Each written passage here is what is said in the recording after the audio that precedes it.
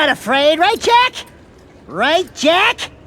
Hey, say some hero stuff! When I first started covering the Jak and Daxter games for the channel, I was made aware early on that the fourth game in the series was a racing game. Then the more I played through the games, the more disillusioned with this prospect I became. Jak and Daxter the Precursor Legacy, Jak 2, and Jak 3 are all such incredible experiences, and part of the appeal is how much they have to offer. Those games already have racing, but they also have epic stories, great characters, exciting gunplay, satisfying platforming, and so on. How could stripping it all down to just a basic racing game and removing 95% of the most iconic gameplay elements of the series ever hope to offer up anything more than a cheap cash-in on the franchise's popularity? I was skeptical, and that's putting it lightly. But then, I played it. What makes this the most watched sport in the world? Ultimate speed and complete danger.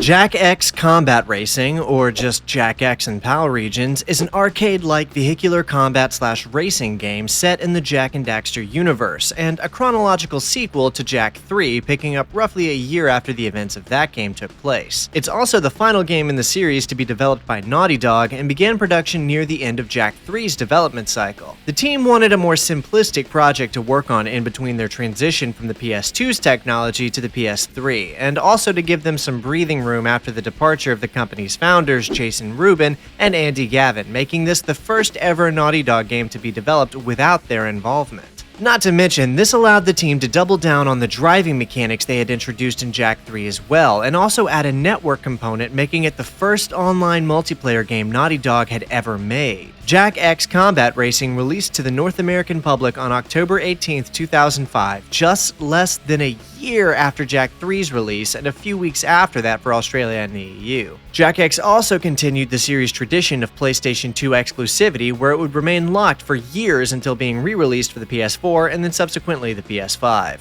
Never fear! When the going gets tough, Jak will get us out of it.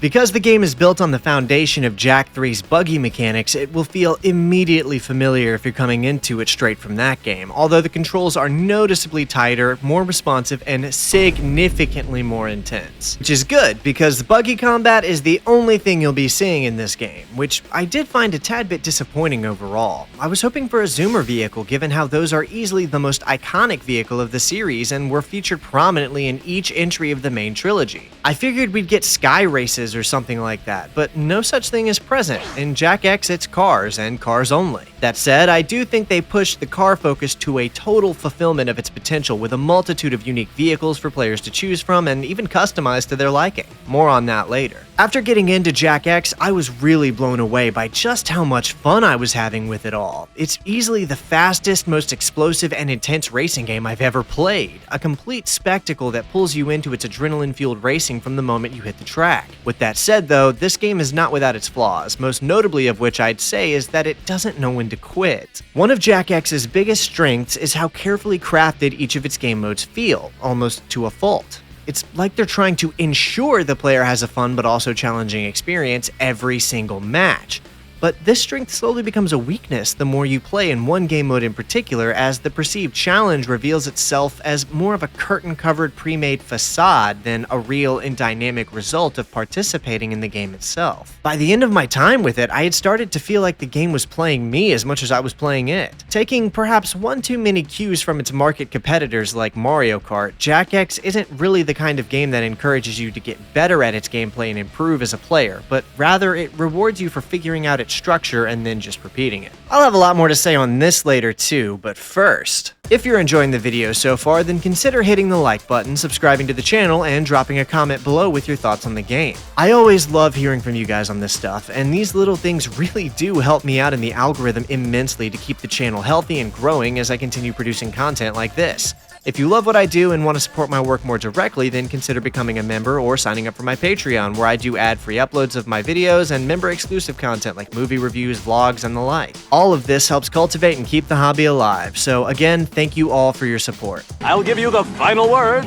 Well, GT. Oops, sorry, that was more than one word. It's time to take a look at the narrative of Jak X Combat Racing, which of course means spoilers are ahead. Sounds good. Sounds dangerous! It is. The story of Jak X picks up roughly a year after Jak 3, as Jak himself has gotten very into the sport of death racing, and the game introduces us to another new location in the Jak and Daxter world in the form of Crass City, a dangerous hub for scum and villainy, and home of some of the popular death racing sport's most popular tracks. The game opens on Daxter in a pub telling one of his iconic Daxter tall tales to some of the locals. Crew, the crime boss from Jak 2, who our duo did some work for before leaving him to die on top of a tower,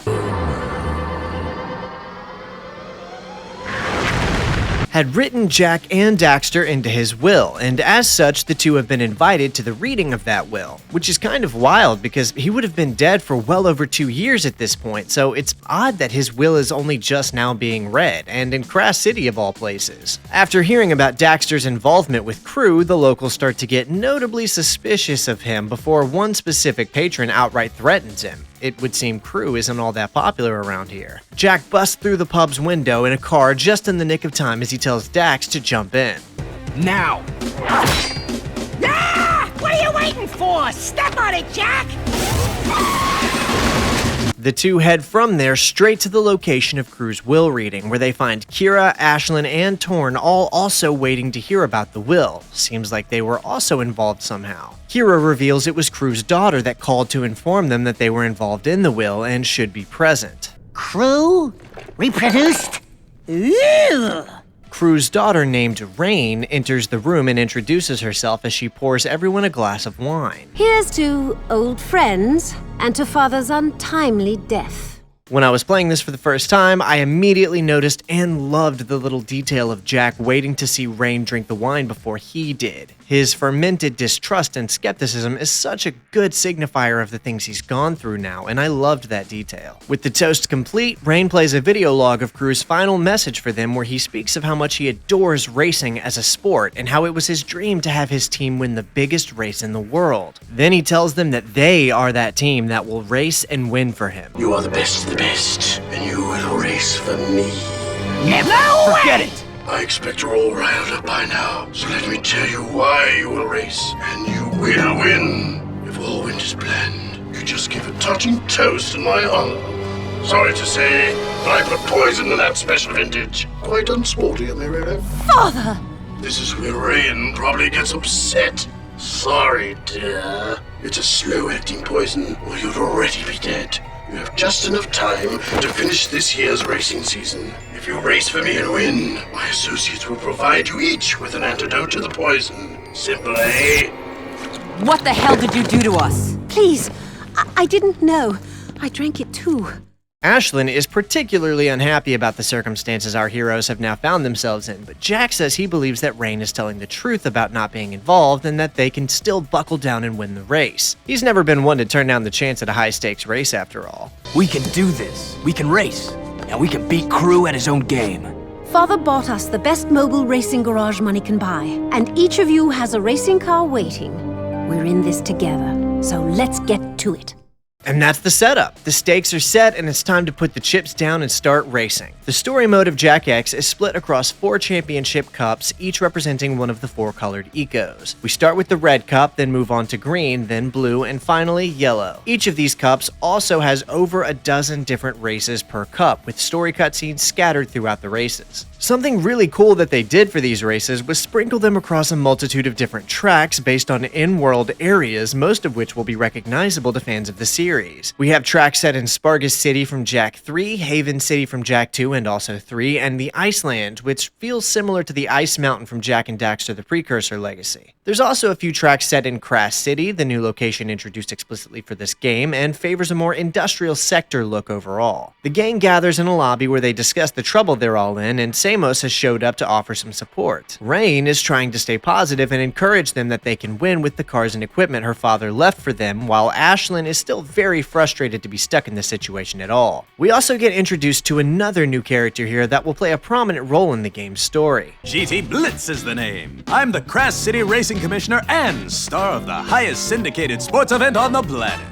I just came by to wish you luck and to skid down a few rules. No side bets, no cheating, no rule breaks or we'll break you. You in gear? This is show business, boys and girls. Only the best racers move up to the bigger events, so make me happy and make the crowd scream. Let's race.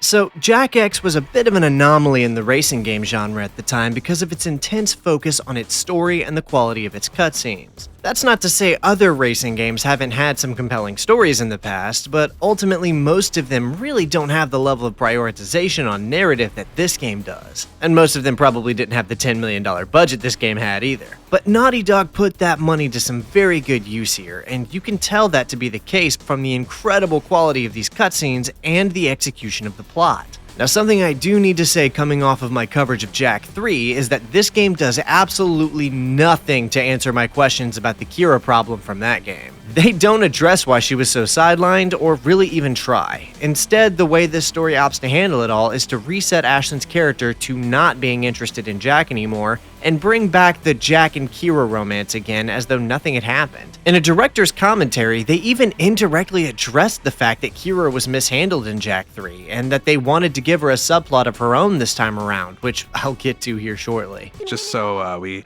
made sure we made all the old Jak fans happy, we made sure Kira was definitely in the scenes a lot more, a few of the scenes, and we heard a lot of issues about people wanting Kira more into the story and into the game, so we did that. Back in the lobby, the gang are going over their chances of victory after winning a few of the entry-level races. Daxter suggests that overall he still feels totally fine and wonders if Crew was lying to them about the poison to bluff them into winning the race. But Ashlyn quickly puts that theory to rest by saying that she had the bottle analyzed and found traces of a poisonous plant called Black Shade at the bottom, affirming that they are for sure poisoned. Prepping to take his first race on the very dangerous Death Drome, the network show host GT Blitz waltzes up to Jak to taunt him and Daxter about their chances of survival on the notorious track. Of course, Jak crushes the race and conquers the Death Drome before encountering the local who was threatening Daxter in the pub from before. This guy's name is Razor, and he's a now retired racer who works for a Crash City crime boss named Mizo. Razor seems to be impressed with Jak's abilities, but he also thinks he can make short work of him if he comes out of retirement. Don't make me put on my goggles and show you how it's done. You wouldn't live long enough to see me cross the finish line. I'm ready whenever you are. Razor doesn't follow through on anything yet, but he instead warns Jak that there's people preparing a few surprises for this racing season. Oh yeah, and somehow old Pecker managed to secure a spot as the co-host for the network's coverage of the racing tournament alongside GT Blitz. That's it! Who's his agent? Pecker always gets the sweet gigs in these adventures. My first network assignment has been to investigate the rumored super bet on this year's big championship race. Sources say a high-level underworld crime connection is involved. But sadly, my sources won't return calls, and are now missing, and are probably dead! The so-called super bet is relevant to the plot as well, and this has all gotten quite a bit more complicated than just winning a tournament to get the antidote to their poison. Jak, Dax, and their friends are up against a crime lord now, and he seems to be betting against them. Once again, Jak has found himself on the underdog side of a major racing tournament, and this time, if he doesn't win, him and his friends will all die. Rain tracks Jak down as he's working on his car to say that mercenaries are being hired to race on the course with extra being offered for every kill they get. She suspects it's an attempt to take him out. And to make matters worse, the crime boss Mizo has hired a former KG Deathbot from Arrow's old war factory, now turned racer named UR86, known for killing drivers during races. Razor warns Jak to watch his back out there before moving on. Back in the lobby again, GT Blitz comes out to say odds makers for race betting sees Jak team matching up with Mizo's team in the finals, but still favor Mizo's team to win overall, which is where an old friend comes in to lend a hand. That's because most fools haven't figured me into the mix. Sig! Is my camera out of focus? The great Sig has entered the competition. This is going to be better than I thought. But if you'll excuse me, I've got some real interviews to do. Yeah, you do that.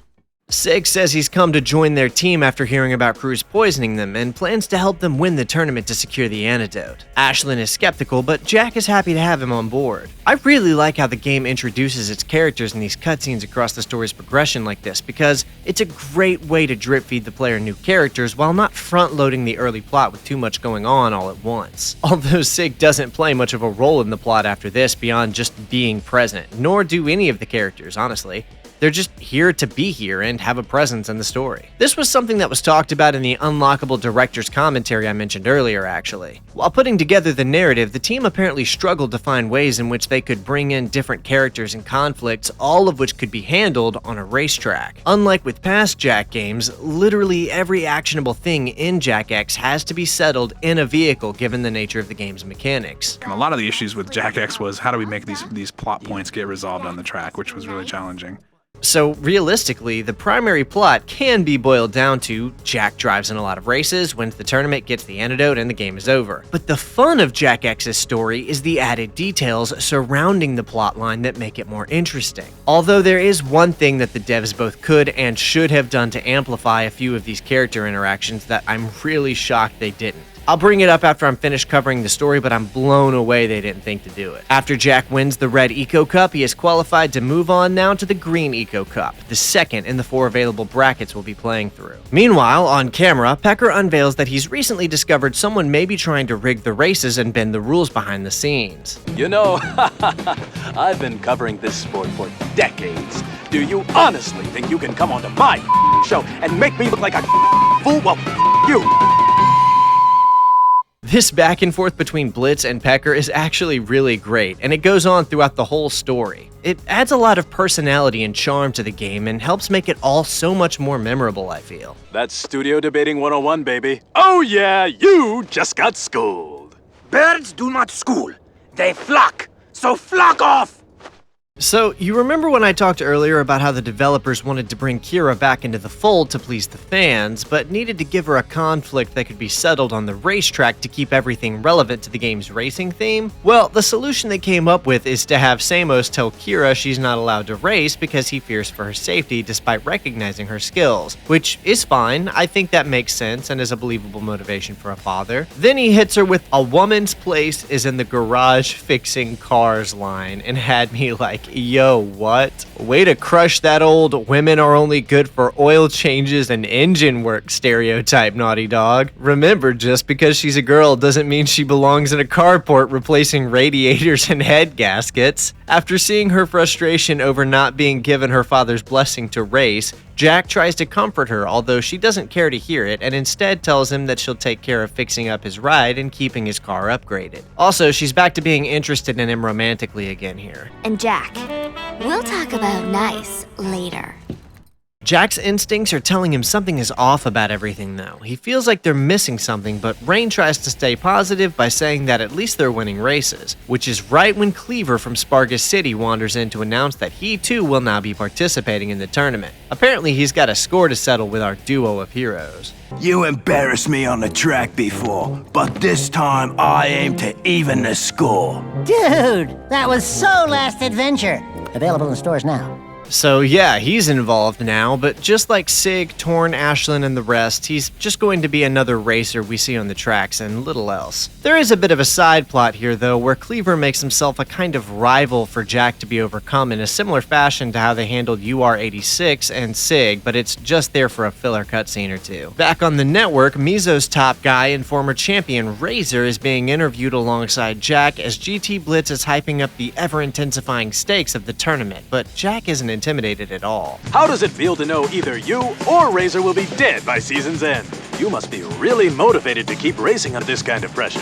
Let's just say we're dying to win. Some say the mysterious crime boss Mizo may be involved. Mizo's name's coming up a lot for someone trying to stay out of the public eye.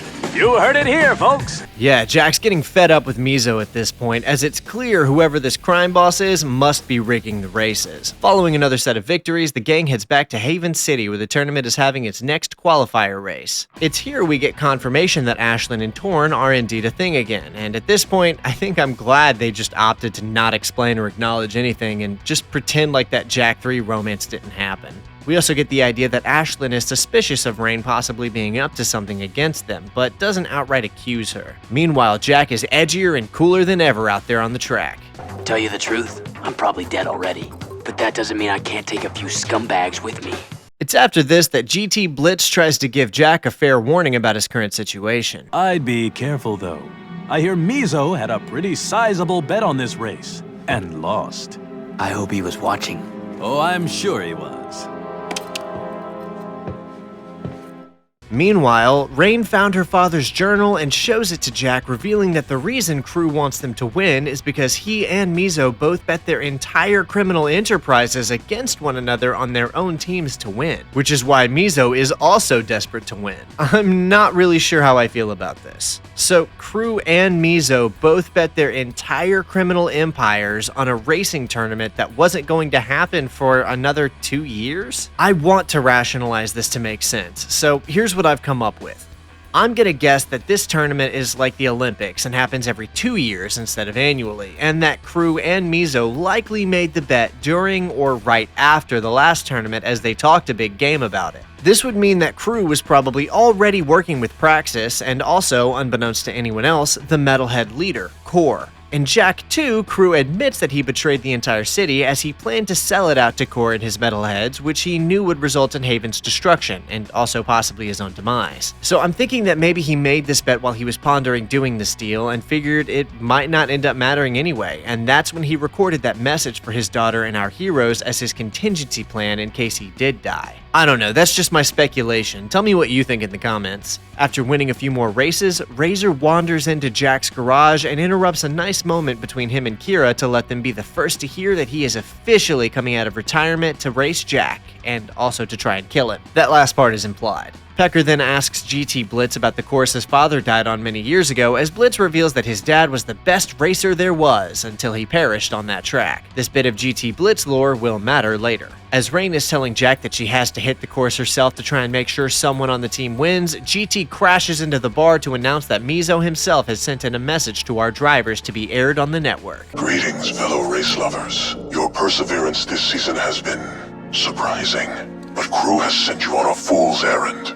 I'm prepared to forgive and forget and spare each of your lives if you walk away now.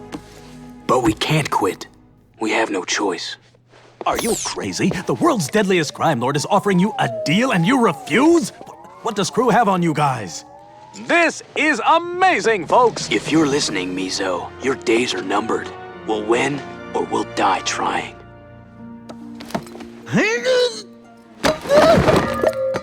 If Jak won't walk away, then extra measures will have to be taken. On the track after Mizo's offer is declined on air, Jak finds himself in a very unfortunate situation. I can't fire a weapon! This is bad. You know, you should have your vehicle inspected before each race. Otherwise, someone might tamper with it.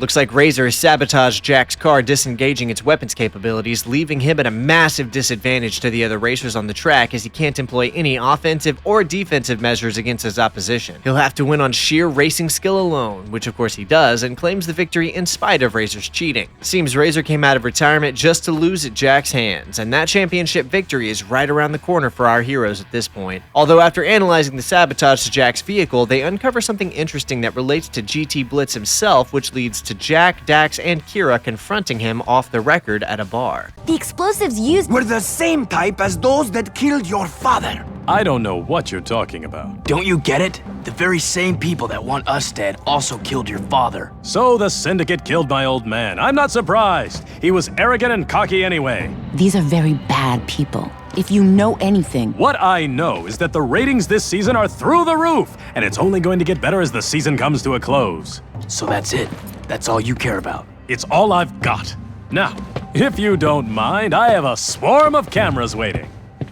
Blitz doesn't seem to care much about how his father died and all but straight up tells the gang to get lost. The end of the tournament is right around the corner and things are heating up fast. Between the sabotage and string pullers working against them from the shadows, this isn't the kind of problem Jak can solve by transforming or shooting it. The only way to draw out this enemy is to keep winning races, and so that's exactly what Jak does. Mizo has to get Jak out of the race or he's going to lose, and in a bid to do so pulls out the big guns by exposing his involvement with Crew's death on air right in front of Crew's own daughter. Jak left him to die in a terrible explosion. How heartless can you get? It wasn't like that. Rain, I had no choice. I told Jak he should fess up. I kept saying. You knew? You all knew, didn't you? Oh, could it get any more delicious? Well, first off, I think I want to say that characterizing it as Jak leaving Crew to die is a really generous interpretation of what went down. for both parties, actually. I mean, in reality, Jak filled him full of bullet holes first, and Crew was left to die by his own bomb, so like, we'll just go with it's complicated. Oh, you wouldn't understand. Leave me alone. I'll win without you if I must. I'm used to taking care of myself. This doesn't really come up again either. Like, Rain is upset about it for a few seconds in this cutscene, and then that's kind of it. They all just drop it. It's all down to the final race now anyway, and both their freedom and chances of survival are on the other side of the finish line. With one more circuit left to make or break the winners, GT Blitz announces a surprise change to the roster of the final race. Wait!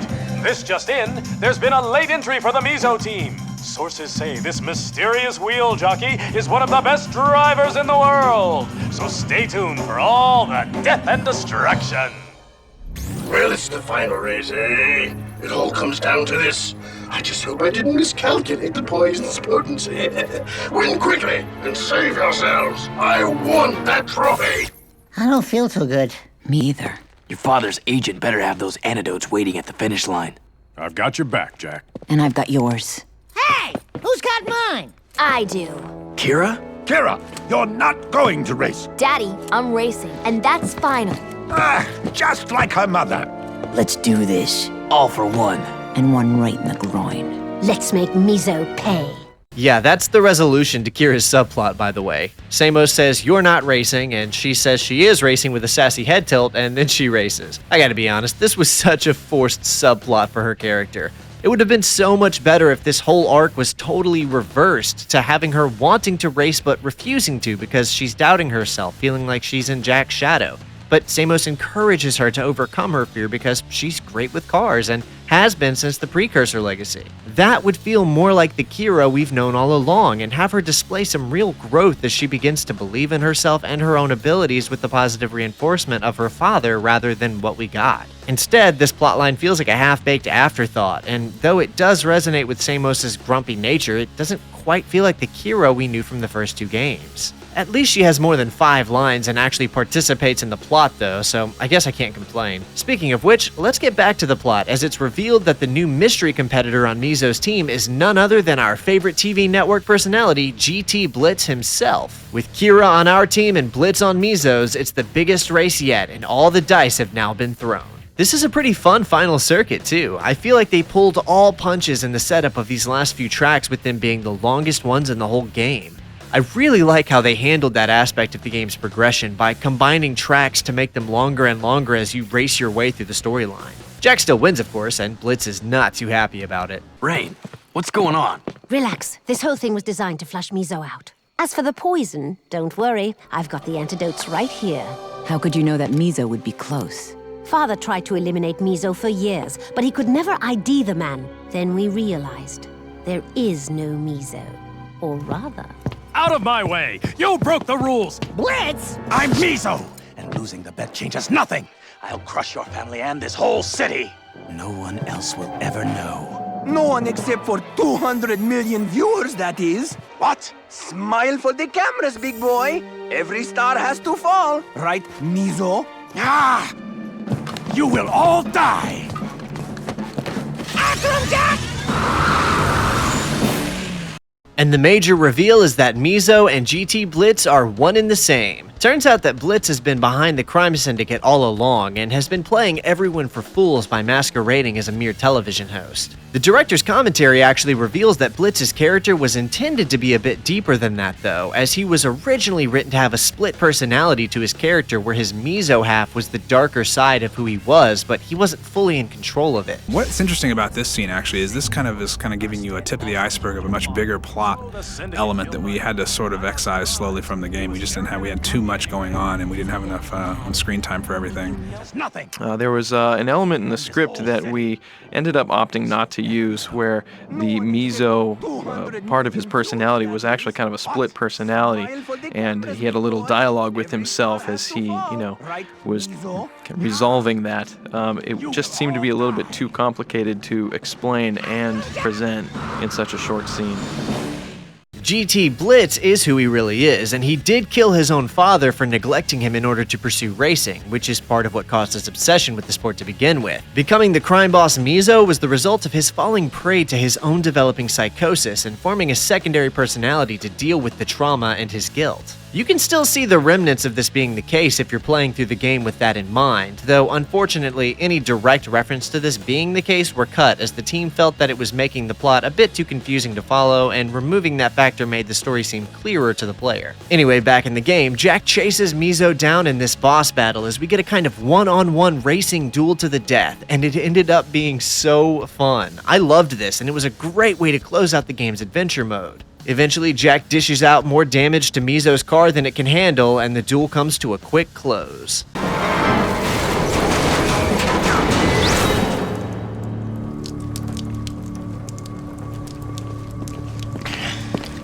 She'll betray you, you know. Are you still talking? Rain.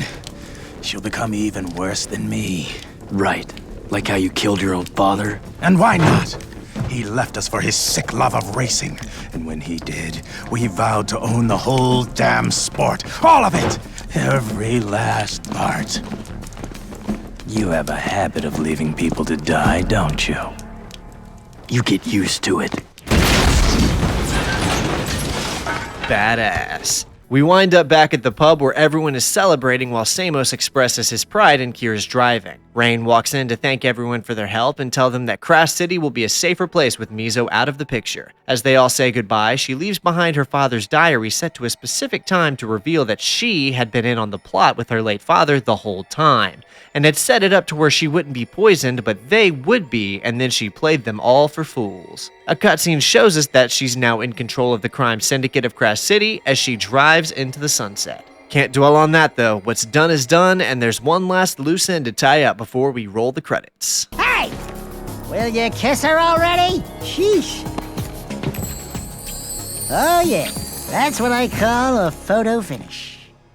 And that's the story of Jak X. All in all, I do think it makes for a satisfying enough epilogue to the Jak storyline, and it would remain the conclusion to the series for the next 4 years after its release. The narrative they put together here is far more compelling than most racing games had to offer at the time, and it manages to deliver the same level of angst as its predecessors while offering up the same quality of colorful characters across its runtime in the form of both heroes and villains alike. Not to mention that it pays proper homage to the games that came before it while still managing to pioneer a new style all its own. If you couldn't tell, I loved this game and have much praise to sing for it, comprehensively speaking. But that's not to say it's without flaw. The biggest of which, in my opinion, is that there's just too much of it spread across the game's adventure mode. I spent just over 10 hours getting through Jak X's story, which is nearly the same amount of time it took me to get through Jak 3. Now you might be thinking that's a good thing, because a 10-hour campaign mode is good value for a racing game, especially if it's able to entertain for the same amount of time as something as vast and epic as Jak 3. Except it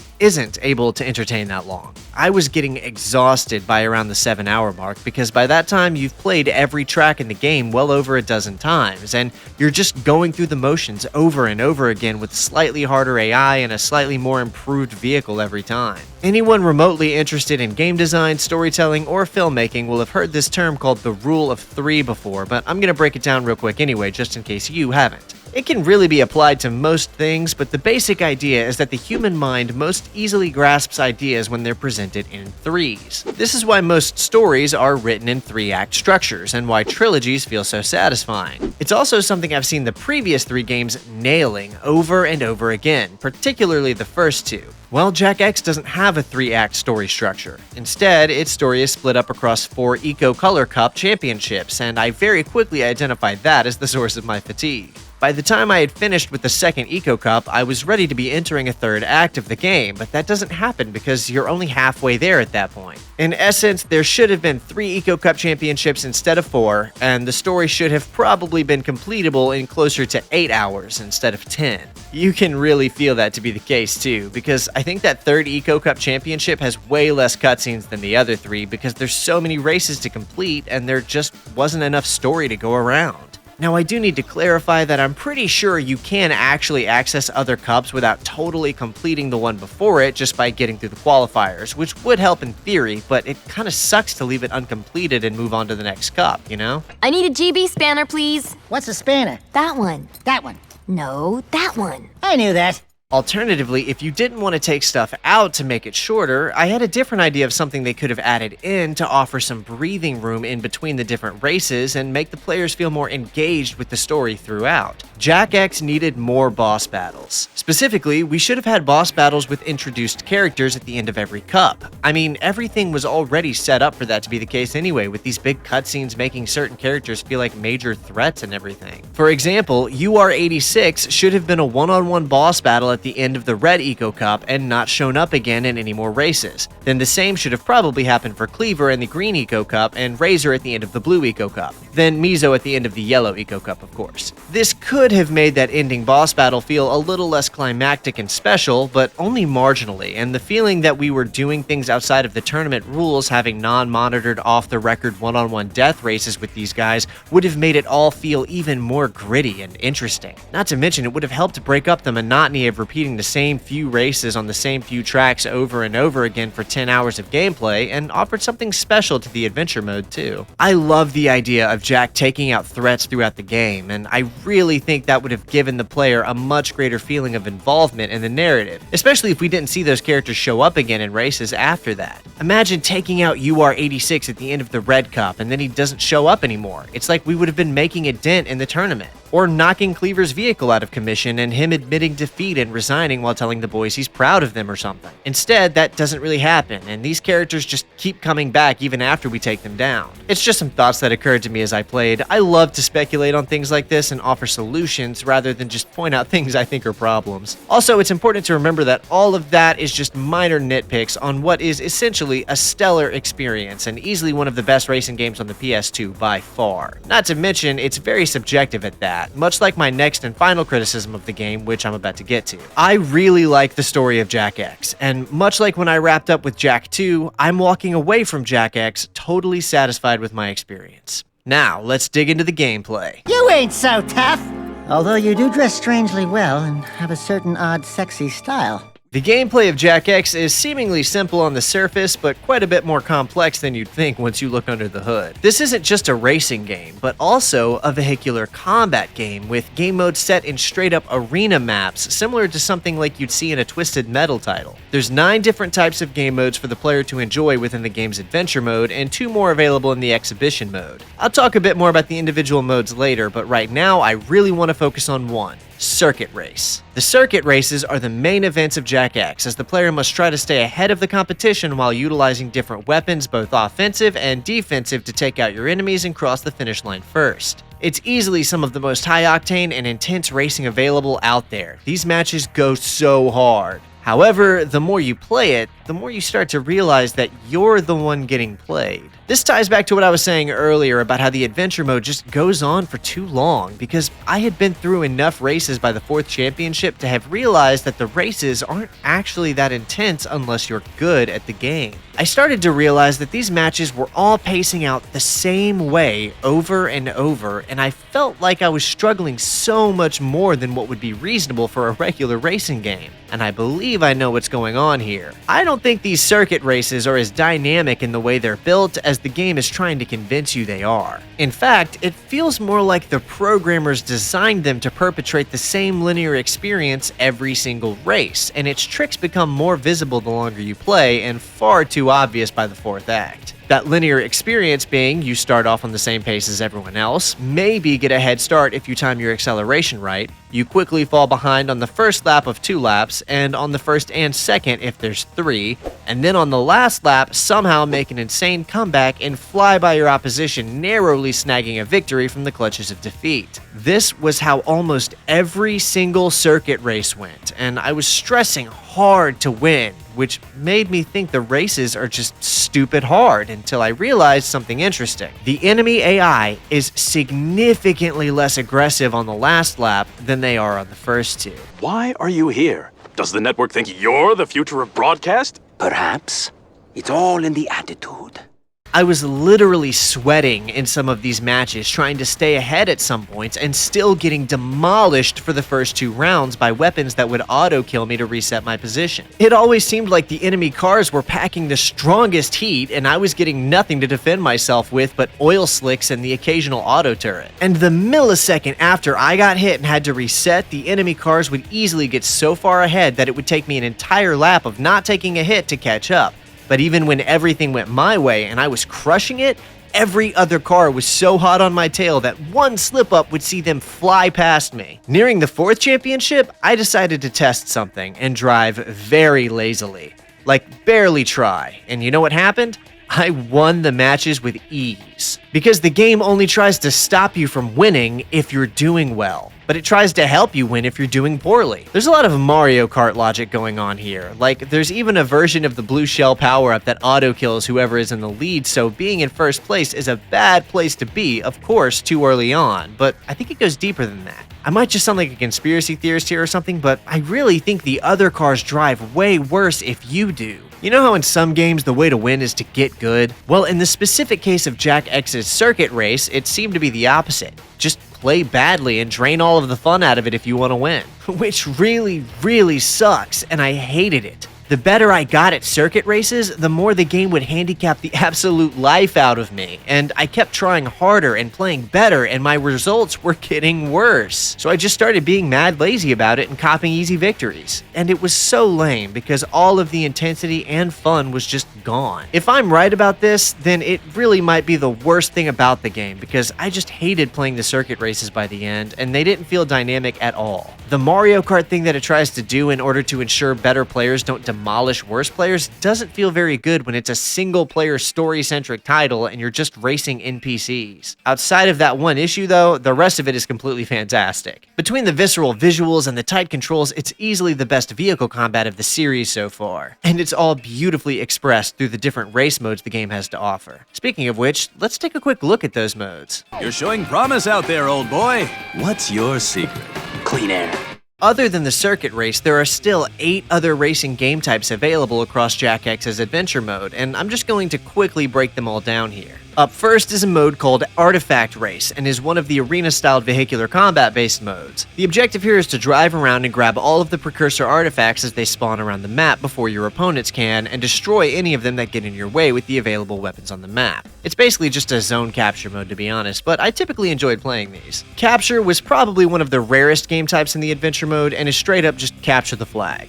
It's fun enough, I think, although it was wise of them to relegate it to the latter half of the game and also only make us play it a couple of times since it's not really that fun just playing with and against bots. Death Race, on the other hand, is a ton of fun because it's just a fast-paced racing mode where you destroy as many enemy vehicles on the tracks as you can, and since they're nameless drivers that spawn repeatedly and just try to get away from you, it's very power fantasy-like. I'd say it's best employed as a palate cleanser to just let the player have some destructive fun after some of the more challenging modes. Like Deathmatch, for instance, which is exactly what you think it is. Arena vehicle combat where you drive around and collect as many weapons as you can to turn the enemy vehicle into a pile of scrap metal. It's fun, although because of the way some of these vehicles feel kind of floaty and wobbly, sometimes it can feel frustrating. Freeze Rally I really liked, as it's just you, an empty track, and a ticking clock that you can stop by crashing into these little time tokens that help you get ahead before time runs out. Being able to just crush a course without the distraction of other vehicles on the road was a fantastic time, and I really enjoyed the chances I got to play with this mode. On the other side of that coin, the Rush Hour mode packs whatever racetrack you're playing on with cars and then spawns the player driving against that traffic to crash into as many of the green and blue cars as you can to rack up enough points to pass. Careful though, the red ones drop your health if you hit them.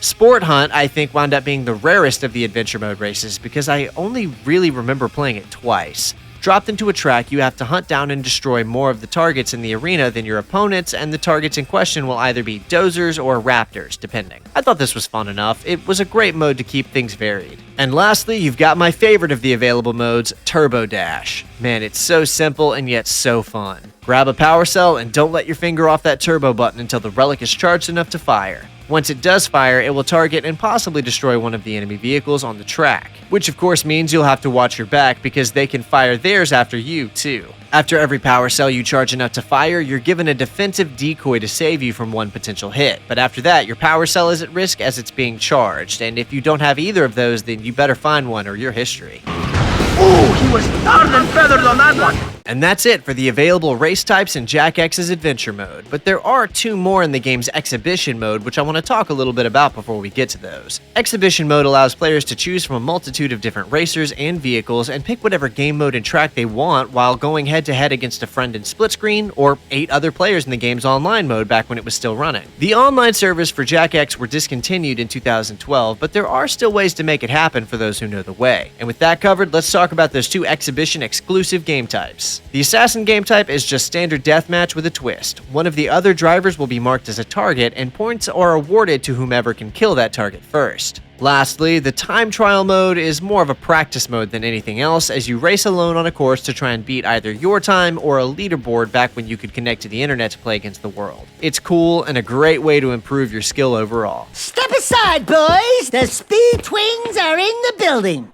One of the coolest parts of Jak X's new vehicle focus is the different customizability options on our different cars. As we race, we earn precursor orbs to spend on improving a specific car's performance, and by winning races, we unlock new body parts to swap out and make each vehicle our own. Not to mention that each car has 2 color patterns to tweak to your liking. This feature really took me back to when I was a kid and spent hours just tweaking my car in Need for Speed Underground 2, which was a favorite game of mine back then. I love choosing between different fenders, spoilers, hoods, and even tires. It really does make every new race feel all the more rewarding when you see that personalized ride out there on the track. And there's no shortage of cars to modify either, as the base game will slowly drip feed you 12 different cars to deck out to your liking. The unlocks are divided across the first 3 championship cups, giving the player 4 new vehicles to unlock per cup and allowing them to play with whichever ones they liked the most in the 4th and final cup.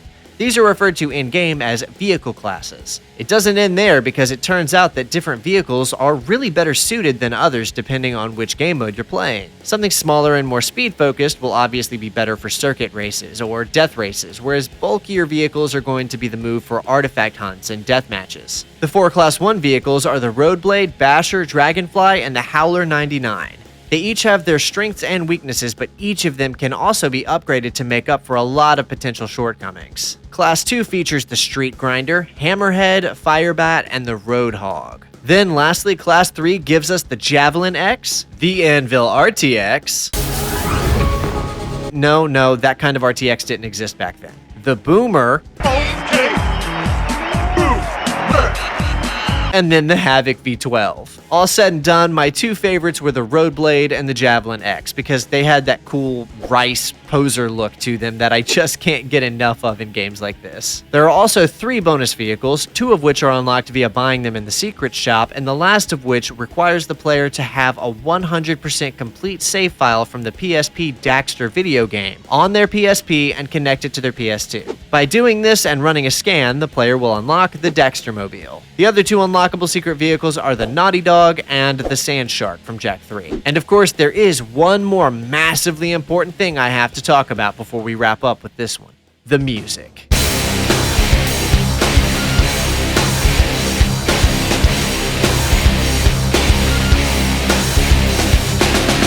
The soundtrack of Jak X marks a massive departure from anything the series had seen before by featuring a hybridized alternative metal soundtrack composed primarily by Billy Howardell, a name fans of the acclaimed band A Perfect Circle may be familiar with, since he writes most of the music for them. Yeah, I couldn't believe it either, but after hearing it, I gotta say it really makes sense. Most of these tracks have a lot of what feels like exaggerated versions of the kinds of riffs one might hear when listening to The 13th Step, for instance. And although most of the tracks here are very radio rock in nature, sometimes they'll turn pretty heavy out of nowhere. I mean, just listen to the breakdown in this track called Turbulence.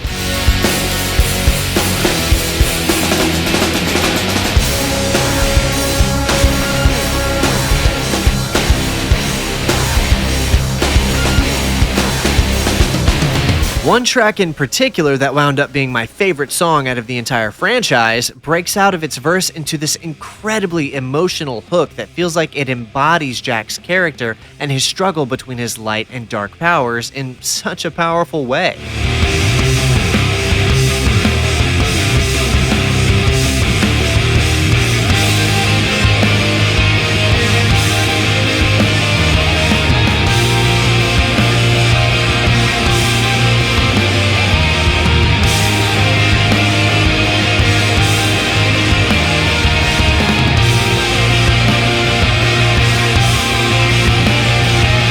In addition to Howardell's primary composition responsibilities, the OST had several other notable musicians involved in varying capacities, including Troy Van Leeuwen from Queens of the Stone Age, and reportedly even Wes Borland from Limp Bizkit and Blacklight Burns. Speaking of Queens of the Stone Age, 2 of their songs are featured in the intro of the game as well, really nailing down that alternative rock sound for the game from the get-go. The more traditional and cinematic orchestral pieces heard across the game's cutscenes were all composed by Larry A. Hopkins, who's been doing sound engineering work in Hollywood for decades. For fans of post-rock instrumental albums like me, this OST significantly amplified that edgy, high-octane combat racing experience. Now that I've finished working on this sweet ride, it'll really fly, thanks to my vehicular expertise. Right. Did you put on 2 coats of wax or just 1? 1. But that'll make it go much faster. I adored my time with Jak X. Yeah, the circuit races started grieving me at one point, that's true, but once I figured out they were so brutal because I was pushing so hard, they got way easier and I enjoyed my time a lot more after that. I also do still think that over 10 hours worth of racing gameplay is kind of brutal just to get through a storyline though, even if those races are relatively varied. Even so, the story told across those 10 hours is genuinely fun and compelling, not to mention right in line with the tone of Jak 2 and 3. We didn't get any explanations for the weird out-of-place Jak and Ashlyn romance in Jak 3, sure, but at least Torn got his girl back and Jak ended up with Kira in the end, so all is right in the world. Oh yeah, and of course, how can I forget, there's another little GTA reference in the form of the unlockable hot coffee cutscene that pokes fun at the San Andreas hot coffee minigame controversy from back in the day that shows Tess and Daxter are still an item. What? From its story and characters to its cars, racetracks, and weapons, all of it is just a total blast and easily one of the coolest racing games I've ever played. It has its flaws, of course, but I'm still more than satisfied following my time spent with it. Jak X might not mark the end of the franchise, but it is certainly an excellent epilogue to the epic storyline told across Jak 2 and 3.